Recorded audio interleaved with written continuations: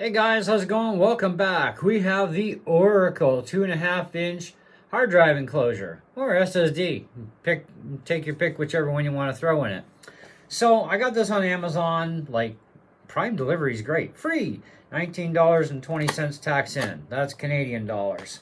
Anyways, I've got a few of these external cases kicking around, but I wanted something with a Type-C port too, and this one kind of fits the bill, and it's nostalgic.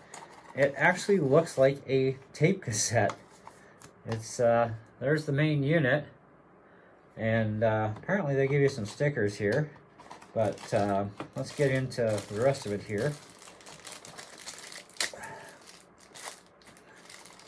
Alright, so we do have a Type-C to Type-A cable, and we'll just get that hooked in here.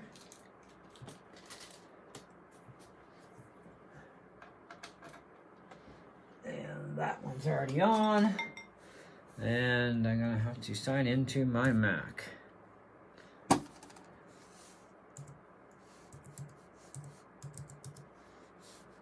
Alright, so it just clips together. It's just like a little pull. Away we go, and we got a couple of pads in here so you can add some pressure onto the drive that's in there so it doesn't flop around on you. And apparently we have some stickers. Oh, these are kind of neat. So, yeah. That makes absolutely no sense. When you look at the picture online, it looks like it has the holes already in the sticker, and it looks like a full sticker that covers the whole perimeter, but this one actually doesn't. So we do have... Okay, I see what they've done. Alright. So the centerpiece you don't use. Well, we're going to leave the stickers off for now. We got to make sure this thing works first. So, I've got a Crucial 275 gig SSD here. And we're just going to pop that in place. Yeah, it does kind of flop a little. And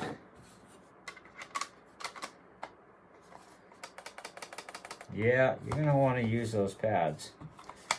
So for now, what we'll do is we'll just set the pads on top of the drive, because they do have adhesive on the back.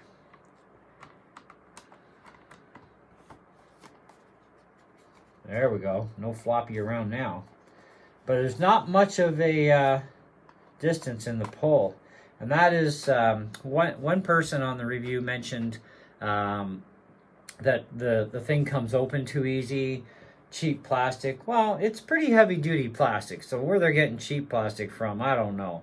But it's still plastic regardless. A lot of stuff is nowadays, but who really cares anyhow?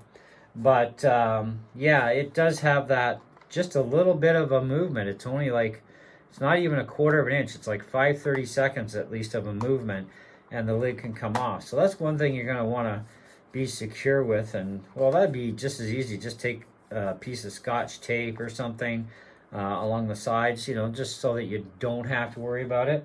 But anyway, let's plug it in and see if it functions on here. That's a nice tight fit with the cable. That's thumbs up right there. Okay, now I am plugged into a 3.0 hub, so we're going to do a speed test anyhow, just to see what it's like right off the hub. And we're going to do a 5 gigabyte load. And it's called Untitled, open. Wow, I was impressed for a second. It just like flew up to like 800. I was like, what? No, it's not going to go 800. So 419.2. We're going to let this run one more time, because always the first test, never believe the numbers. They do give us a little kind of booklet here. Explains a few things about it, how to install stuff. It's pretty simple. You can't go wrong. I'm amazed it actually shoots up a little over 8 and then comes down. That's kind of interesting. So 421.5 on the right.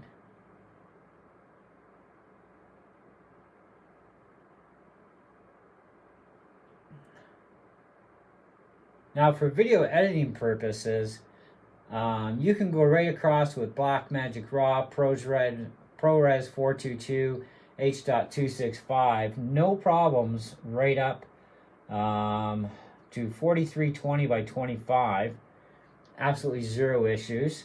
And H.265 will actually go all the way down the list, right up to 8K DCI 60. But then you're going to have a little bit of issues here and there. You can pull off 8K DCI 24 read and writes with Blackmagic Raw. So that's going to be okay. So, but I would say, you know, if you stick within the 4320 by 25 frames per second, right across the board, either one of those will do just fine. So it looks like we're pretty much settling down. We're getting about 350 writes. And a little over 400 on the, 350-ish read, and 4 and change on the right. So that's pretty acceptable for being on a hub. It would be a little bit faster if we were to go through direct input, and I think we should actually test that on my Windows computer. Just gotta get this to eject. Oh, first I'm gonna have to format it, because that is not under exFAT. Okay, so let's reformat. And crucial, exFAT.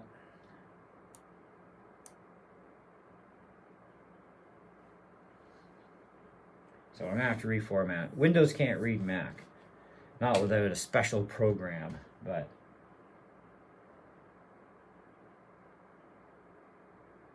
it's a cute little unit, though. Brings back a little nostalgia for you. Just don't ask millennials or elder millennials what a cassette is, because they probably won't be able to answer you. I've actually had a few guitar students that had no idea what a cassette was. And I'm like, what do you think this is? Oh, a CD? No, that's a cassette. This is a CD. So there you go. But anyways, so now we got that formatted. And let's go right up to the PC here, and I will just turn the monitor so that you can hopefully see somewhat. Anyways, switch over, and yeah, we don't need anything in there. Yeah, let's find it 4 gig. And we want E, and we'll just do the first test. I don't know how well you're going to be able to see this, but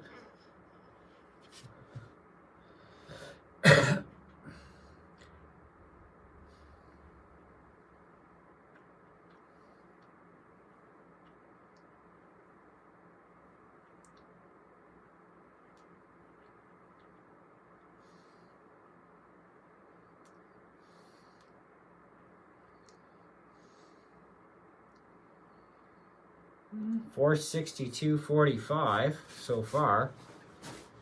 Not too bad. I hate how long the test takes on this on a Windows computer. There's no excuse for it. If a Mac can do it like that, there's no reason why PCs can't. Okay, now it's doing its write test. So we got 462.45 read. That's actually much better than being on the hub on the Mac. The Mac would give probably the similar results, because if you're plugged direct to your Mac, but going through a hub, you do lose some horsepower. As you can see here, the numbers are kind of like a little flipped here. We got a write speed of 304 from the looks of things.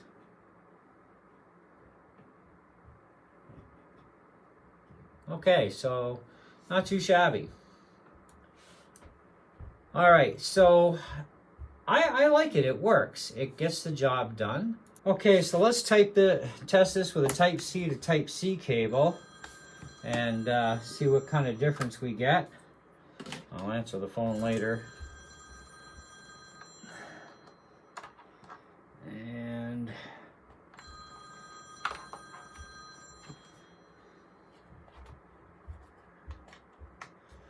go. I'm just curious if we got any benefits by going C to C.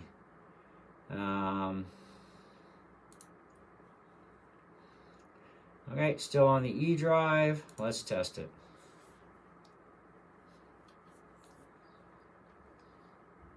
This got me curious. We got to know these things, you know. It's all for science after all. Not sure which sticker I want to use.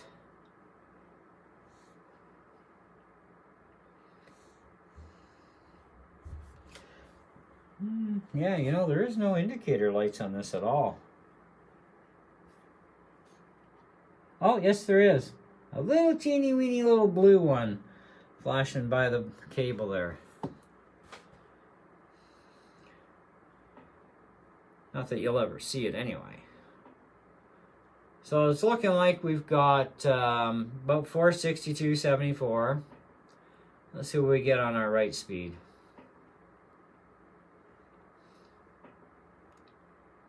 Woo, now there's an improvement for you. Okay. I fully support and recommend this case. And get yourself a Type-C to Type-C cable. That is a good score. 462.74 to 457.30. Bazinga! Nice. I think I'm going to leave the Type-C cable on it. But yeah, that is fantastic. 4.5 out of 5 without even thinking about it. And for under $20 Canadian. That was like literally $19.20 shipped to my door. No shipping fees. Made by Orico. Oracle's got some good stuff. This is one of them as well. And I thought, well, what the heck? But they got different colors of the cases too. So you can pick a different color of case. You don't have to get black. As far as the sticker thing goes, I don't know if I really like either one of these stickers, to be honest. But, we'll figure it out. Maybe I'll put one of them on there just to make it look a little different. But 457.30 is the final verdict on the write and 462 on the read. What do you think? I think it's a win-win. Can't go wrong there. But like I said, the only drawback to this thing is I do agree that the lid does open easily, but if you're leaving something more or less stationary, which is what I do anyway, I'm not worried about it myself. You know, it is thick plastic, so you don't have to worry either there. Anyways, thanks for watching, guys. Hope you enjoyed the video. Catch you on the next one. I gotta go answer my phone. Ciao.